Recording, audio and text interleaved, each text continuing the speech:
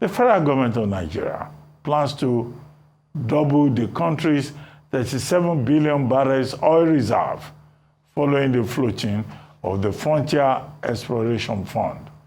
Speaking in Abuja, the Minister of State for Petroleum Resources, Senator Aneken Olukpobiri, in charge of oil, reiterated that the nation was targeting 2 million barrels per day by the end of the year 2024.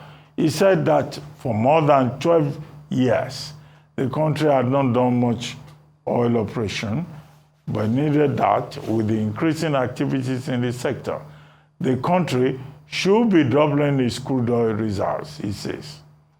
The minister stressed that the government cannot do it alone and highlighted the need to tackle insecurity.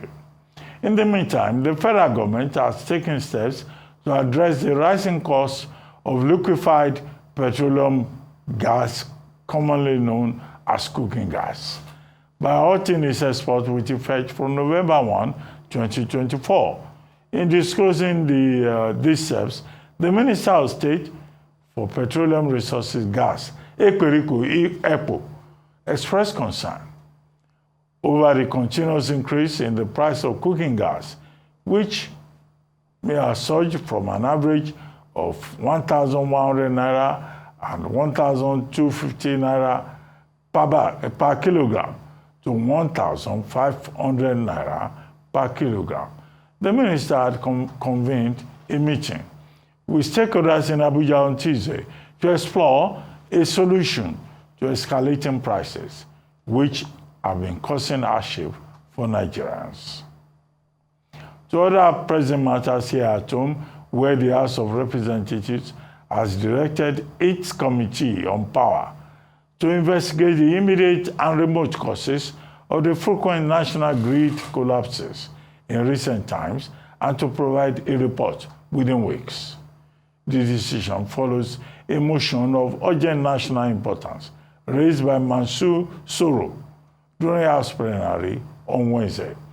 The lawmaker expressed deep concern over the persistent grid failures which have plunged the entire country into blackout, worsening the economic challenges already faced by Nigerians. He noted that the national grid collapsed 8 times in 2024 alone, describing the situation as alarming. The Nigerian nation has continued to witness unending power grid collapses, with 8 incidences occurring in 2024 so far. The House is disturbed that the entire states in the northeast, northwest, and some part of the north central zones has been thrown into darkness over the last 2 days in what the Transmission Company of Nigeria, TCN, described as faulty transmission lines. The House is worried that the unending grid collapse is coming at a time of worsening national hardship caused by the extreme naira devaluation embarked upon by the Central Bank of Nigeria. The House is regretting that this sad development is coming at a time when the Honorable Minister of Power has given assurances to the nation of a stable power sector.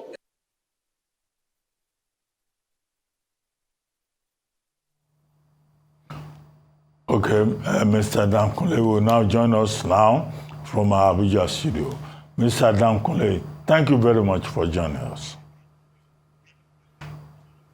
Good afternoon, Dr. Abati. It's quite some time, and thank you very much for the great global audience that are out there to listen to our conversation.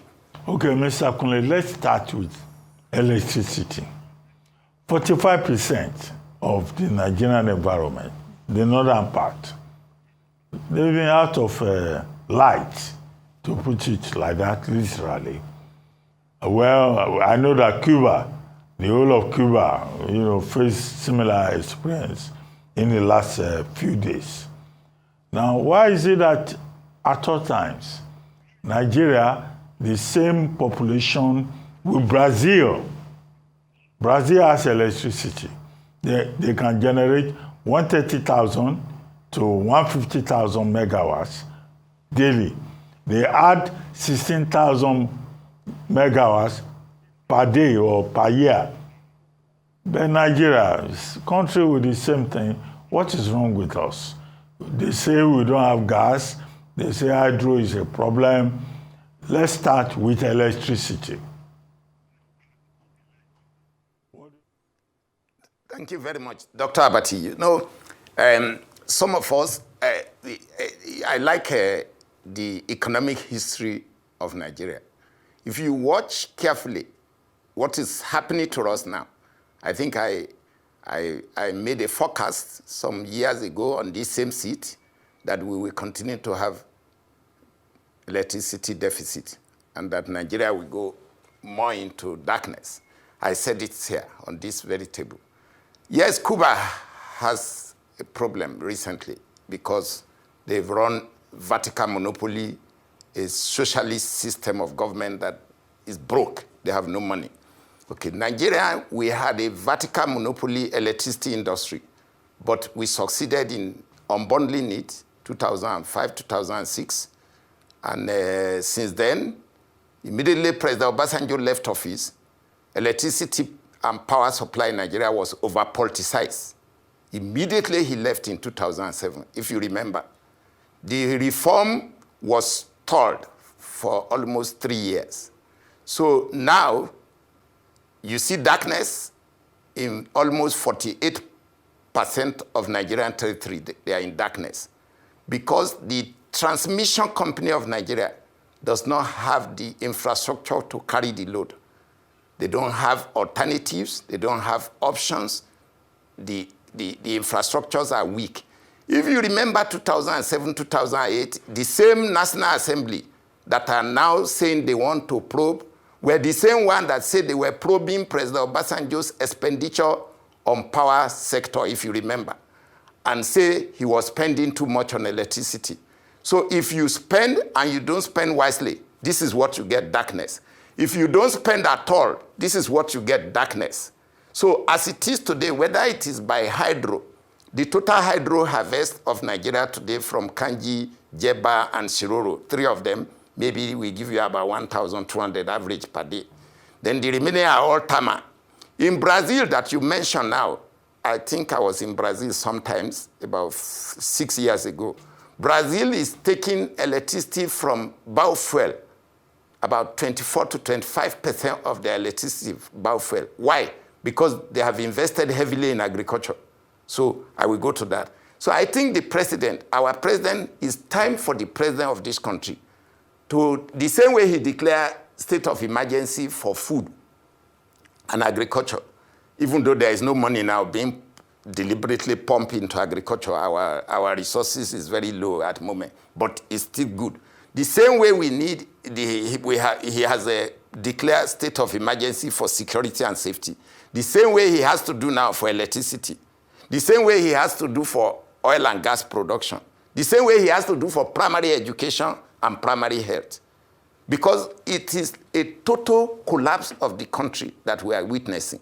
So I will not want to bore you too much on all the internal problem of the electricity value chain of Nigeria, because this program cannot, we can't resolve it between you and me. But the transmission company of Nigeria is weak. The management is weak. They lack capacity, managerial capacity. The infrastructure itself is weak and old. For 8 years of President Buhari, I don't think nothing was done. The SCADA is not yet ready. So you are going to see more problem. I can guess. Okay, I can guess for you. Mr. Kunle, not to talk Mr. of Kunle, even the Mr. Kunle, the main issue is about the collapse of the national grid. Now, what can we do to prevent this national grid from collapsing? Behaving like an abiku, collapsing incessantly, repeatedly. So what can we do about that? Is that the real problem? The money Yes, we have to invest the money. You must invest money. The money that Siemens is putting, maybe a loan of about 2 billion euro, is just a drop in the ocean. When we were working with the state grid of China in 2013-14, I was in the team that went to China to try to bring them to Nigeria to take over the national grid of this country before Manitoba came. The state grid of China at that time said they need to inject about $10 billion into our grid system in Nigeria. The 330 kVA, 132 kVA into 32 kVA. Now, why did they say that? They said we need to loop the country. Because if you don't loop the country, when there's problem in Shiroro to Abuja line, Shiroro to Kaduna Mando, Shiroro to Kontagora, if you don't loop the country so that when there's problem in one part of the country, you can just divert the electricity to another part.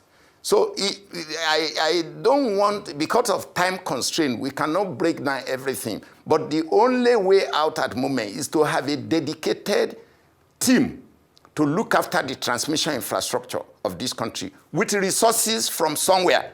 Whether we get that resources from more or not, President Tinubu need to sit down. All this probe from National Assembly is a waste of time. It's a waste of time. It will not yield any result. Mr. Dankule, how bad is the situation?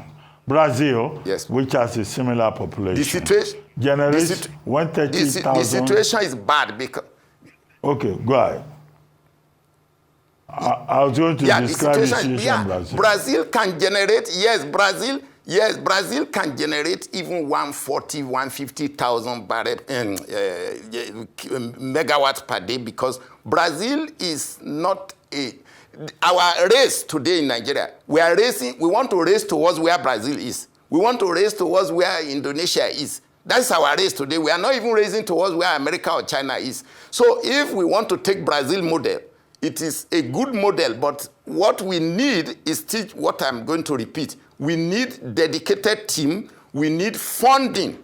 How we get this funding, whether we are going to mortgage part of the asset itself. Because take, for example, now, even if you produce more gas today to generate more electricity from all the thermal stations owned by NIPP, that is the Niger Delta Power Holding Company, and you bring out even 10,000 megawatts, there is no grid to carry it.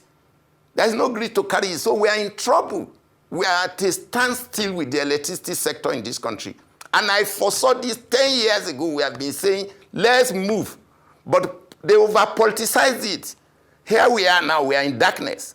And we are going to incur more darkness. And we will pay more for our misbehavior in the past. So I want to plead with President Tinubu that it is time that he looks more inward and say, I need a team that can deliver. As it is today, TCN team cannot deliver.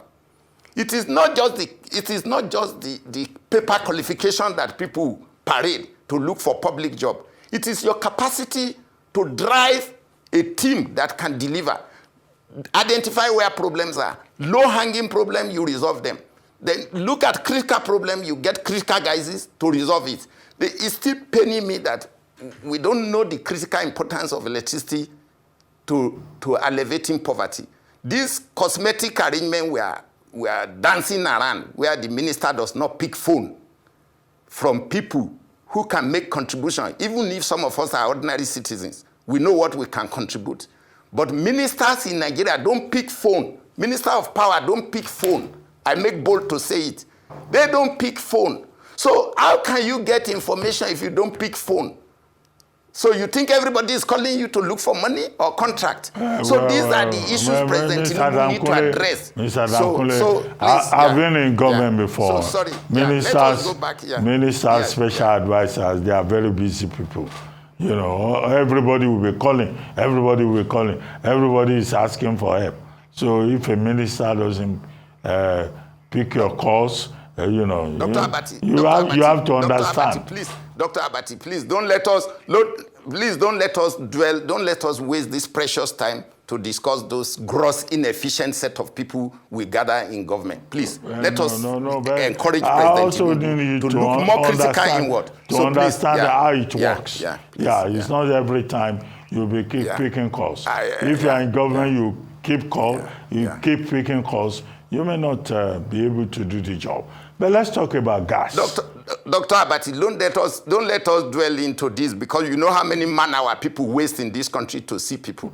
And they will now be blowing siren to drive you away from the road. Please, don't let us go into all those ones. Okay, yes, it's okay. But let's talk about gas. Let us just face this. Yeah. Let's talk about gas. Yeah. Now, the Minister of Petroleum Gas, during the week, said there's now a deadline that gas should not be exported. LPG, he said. Now, what are the issues here, in your view, as an energy expert? This is, this is... Dr. Abati, the history of LPG. LPG simply means liquefied petroleum gas. Liquefied petroleum gas is a derivative from crude oil and from natural gas. You remove propane, butane. Butane, you can cook with butane alone. You can also cook with propane alone. But the two in Nigeria is mixed in a ratio. So don't let us go into the chemistry. But LPG, when it was introduced by National Oil, with British Petroleum in those days, and Total into the country for cooking, in order for us to stop deforesting and using firewood and kerosene. Okay, if you remember, it was the refineries that were supplying LPG to all the petrol stations in Nigeria in those days. Then when the refinery went comatose, we were lucky LLNG Bonny was producing a lot of LPG, but we were exporting it for dollar because we have to take our dividend 49%. Then thereafter, Bonny River Terminal, that is also condensate of ExxonMobil, was also producing LPG. And then Chevron was producing LPG from their gas to liquid GTL plant in Escravos. So we had all these sources to get LPG for our domestic market. But unfortunately, as soon as the refineries were running down, we could not recover them back. So LPG became very expensive. If you remember from 1994 to date, when people started queuing for kerosene because there was no LPG, you cannot get LPG in any petrol station anymore.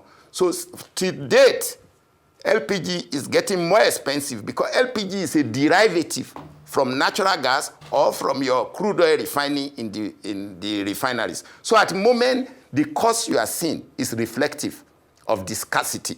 When you don't produce enough crude oil, you cannot get enough LPG. If you don't produce enough natural gas, you cannot get enough LPG. That same goes to the CNG they are propagating now.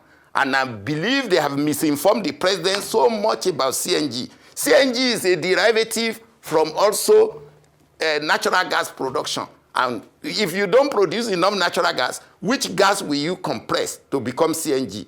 So the same way you have shortage of petrol in your petrol station now, is the same way you are going to have shortage of LPG and CNG. And then the infrastructure you need to deliver CNG is different from Excuse me. I wanted you to comment on the policy with regard to cooking gas. LPG. It's called cooking gas. Cooking gas. I'm coming to let me conclude on cooking gas. When I was an active participant on how to spread cooking gas across the country after the World Bank report of 2002-2003, Nexant, World Bank sponsored a report, which we tried to implement from 2006, 7, 8 with Dr. Dakoro. So now, the LPG supply in this country is constrained until you have all the refinery working. Since they are constrained, the little we are getting from LLNG Bonny delivered to NOJ in Lagos, New Oil Jetty in Lagos, is very limited. By now, we should be doing like 1.5 million tons of LPG per day in this country, consumption, or per annum, sorry. So because Brazil, that you are talking about, Brazil recycle about 350 million cylinders a year, cooking gas cylinders a year from different homes. Recycle means every time your LPG cylinders finishes, they come and pick it and give you another one.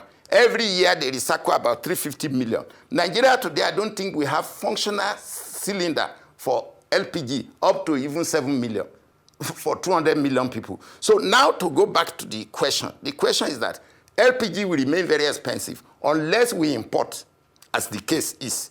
We may have to import LPG, as the case is today, from either America, from the western coast of America, maybe from New Jersey or somewhere, and flow it to Lagos. and distribute it. If you want to embrace LPG, as it is being done in Indonesia or Brazil, the current production, local production, cannot meet the demand. But we have not in any way even stimulated demand anyway, so don't let us even talk about it. So as long as it remains like this, it will remain very expensive. But the government is saying that no more exports from November 1. And if you export, if you import, it must be in Naira terms. Those are the proposals. That let us do like this. Dr. Abati, let us do like this for this country, for the leaders in Nigeria, including the Minister of Gas himself. I was in that office with my own minister at that time, and we were running around the whole world to encourage Nigerians to increase the use of LPG because of the Sahelian encroachment in the north. And then we said, how can you drive on the road in Port Harcourt and see ladies carrying firewood on their bicycles? We said it was a shame. Okay, so today, if you don't produce enough LPG locally from your refineries or from Dangote refinery to give to your country from your huge production of crude oil and gas, if you don't produce, your policy to stop exporting from Bonny River Terminal or from LLNG is just, again, another futility. Because what is the volume they are exporting? You need it for your dollar income. So if you deliver it to the domestic market, they buy it in Naira, if at all the domestic market can even buy all. This is the problem. It's about demand and supply. But I have always said it, supply must be adequate. You need scaling in supply. The moment your supply is weak, you are going to have arbitrage. So this thing is not a textbook. It's not a textbook theory. It's practical.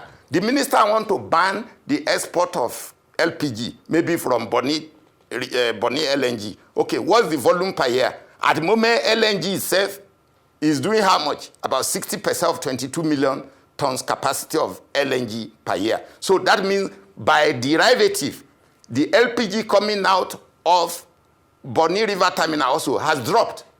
Okay, it has dropped by that percentage also. Because if you are doing only 60%, so that means that this shortage will continue. Whatever fix or quick fix you want to do, you are going to continue to have this shortage. Rather than you to go and address production of crude oil, address production of natural gas. If you do this domestically, then you are talking. Okay, Mr. Kunle, we've talked about electricity, we've talked about gas. Now, oil. The Minister of State Petroleum is now saying, we will do double 37 billion production in terms of reserves in the oil sector. Is that feasible? Can we do it? He was meeting with people from Kogi State. I believe your state is a Kogi state. And the people from Kogi state carry themselves to meet the minister. They say, we need more revenue in Kogi state.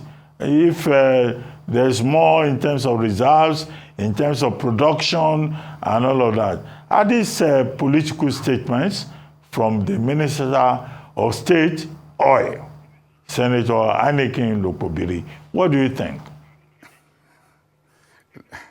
Dr. Abati, last time I was with you on this program, I think in Lagos or somewhere, I said I always want to avoid talking about political statements coming out of all these ministers in the Ministry of Petroleum or Gas, because they have limited technical capacity, they have limited understanding of the structure, the configuration of the industry. The visit of Kogi governor, let me just wave that one by the side, because all those are just ceremonial issues. Because if you take the crude reserve in that oil block there, what is the total reserve there? We don't even know. What is the daily production there? We don't know. So, but I hope Kogi citizens are not already being deceived that there is one illusionary money that is coming in big volume. When the little that has been going there, we have not known how much they spend on primary education, primary health, and good roads within the state, even water, potable water. So let's leave that one. Let's go to the real elephant in the room, which is what Senator Lokobri said, that they want to double. Yeah, you can double your reserve if you do good exploration work. If you do a lot of seismic, you can double your reserve. We are currently at 37 billion. If you do more exploration work in your inland basins, Bauchi Basin, Kolomani, you may see more reserve up to along the line like that to Nasarawa. You may see more reserve. And if you go to the other side, that is Chad Basin, you may see some reserve like that along to Gongola and across to part of Ebonyi. You may see more reserve under the salt lake, the salt rock. Let's use the word salt rock, under the salt rock that cut across Benue, Ebonyi, and part of Taraba. There may be huge gas resources there, but we need more seismic work. If you do more work around Sokoto Basin and Bida Basin, like that, you may get some reasonable reserve also. But I think Bini Basin has more prospect now. That is from Badagry across like that to Ondo to Sapele. So they have more prospect also offshore, very huge.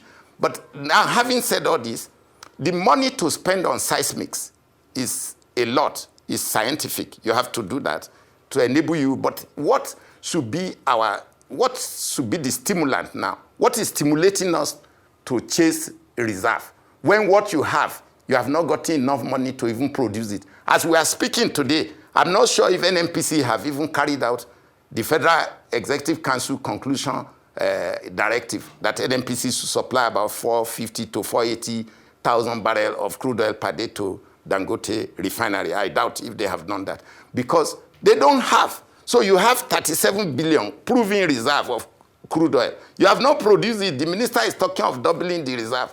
You can double reserve. You can have classified document of how much gas you have. Today, this country have over 600 trillion cubic feet of gas unproven. And we have proven 209 trillion cubic feet of gas proven. But have you invested in it to bring it out for the good of this country? No. It is that money we should be looking for to invest, to produce more crude oil. Okay, Mr. Kunle. We should produce more crude oil, more than 1 million barrels. Mr. Kunle, where is the upstream and midstream agency in all of this? There is an upstream and midstream commission in all of this. That commission appears to be sleeping. No. What is Gbenga Komolafe doing? No, Dr. Abati. No, please, Dr. Abati, let us. On Monday, I watched a program after I didn't know they had a program in Transcorp Hilton here at land. Their 3 years anniversary. You know, Dr. Abati, sometimes September 2021, if you remember, I was among Nigerians who came on television to celebrate and jubilate over the passing of the Petroleum Industry Act that has been lingering since 2002. We started the reform with Malam Nasir El-Rufai. So the OJIC committee. So now, if we have a Petroleum Industry Act since 2001 to date, and 2021 to date, and Engineer Gbenga Komolafe has, with the approval of Mr. President, have come out to say, oh, we want to do 1 million. The Marshall Plan for 1 million, actually, in my own knowledge and understanding of the industry today, the stranded asset, upstream asset today, we can do 1.5 million per day. If the President directs NNPC to open up those things and stop talking about petrol supply, face exploration and production. So let us not say the regulator has been sleeping. Look, it's very difficult to regulate in this country. I'm not an advocate for the upstream regulator. It's because this conversation now will involve this breakdown. So let me let you know, if I have the luxury of time, that 1 million barrel is doable, 9 months to 18 months. Because there are many stranded assets that NNPC and MPDC Benin, their subsidiary, needs to open those assets up for the regulator to resolve some of the legacy issues. There are a lot of litigations, and there are a lot of commercial issues that need to be brought to table. You get good arbitrators, habitat, to resolve some of these issues with the investors and get the president to sit on the table and say, Mr. President, we say, look, I want this problem resolved. I'm the Minister of Petroleum because I want this asset to be put to use so that we can produce 1 million barrels in 9 to 18 months. Then we can have secure supply to all the refineries in Nigeria. Like Dangote I just mentioned, I doubt NNPC will prove it tomorrow that they have given 480,000 barrels. They have fulfilled Federal Executive Council. So it's because I'm sure they don't have. The little they have is already gone. So don't let us say that the regulator has been sleeping. They have worked out something from what I had them discussing on Monday. I was not in attendance, but I watched the video briefly, even though I have not seen the breakdown, but I believe it's doable. It's very doable. And please, let me allow you. Before I allow you to go, Mr. Adam Kunle, you are from Kogi State. At least I know that aspect. Now we have a Ministry of Regional Development. What do you think? Simply. I don't want to give you a story. Dr. Abati, I would have loved the president. I would have loved the president to stop expanding the federal center. This federal center that is taking their hand into everything. The same federal center that control oil, 60% of our joint ventures, that does not have money to finance these joint ventures, that has not made us to be able to produce enough crude and give to our refinery and export for dollars, is the same federal government again now that is creating more ministries. And creating more commissions every day. Look, the Northeast Commission was created out of the Boko Haram fallout. So that one is understandable. Niger Delta Development Commission was created out of the crisis in the Niger Delta because that is where we were getting all the crude. But now you expanded it for the whole country to now have commission all over the place. And you now put a supra ministry in Abuja that we now again form another bureaucracy. I think this expansionist large government, enough is enough of this large government. See, this country don't have a functional refinery. You don't have your schools. We're supposed to be building world-class schools now to produce Bill Gates and intelligent people to participate in the global economy that is running on the information superhighway, artificial intelligence. We are enlarging ministry that will be moving files. So please, Dr. Abati, since I don't have enough time, kindly create another time for me to expand on some of these issues, like the refinery issues, like the crude productions, like the Ministry for Regional Development is uncalled for. The president, it's time for the president to slim down government. We want lean government, nimble, efficient. People must keep to time and manage time resources efficiently and stop wasting. We are overloaded. We overdress. We override cars. I'm aware now he said they should not have more than five aides anymore. You can imagine 5 aides. It's even still too generous. 3 aides is enough. Oh, well. So, Dr. Abati, there are so many issues, but thank you for giving me the opportunity to share my own thought.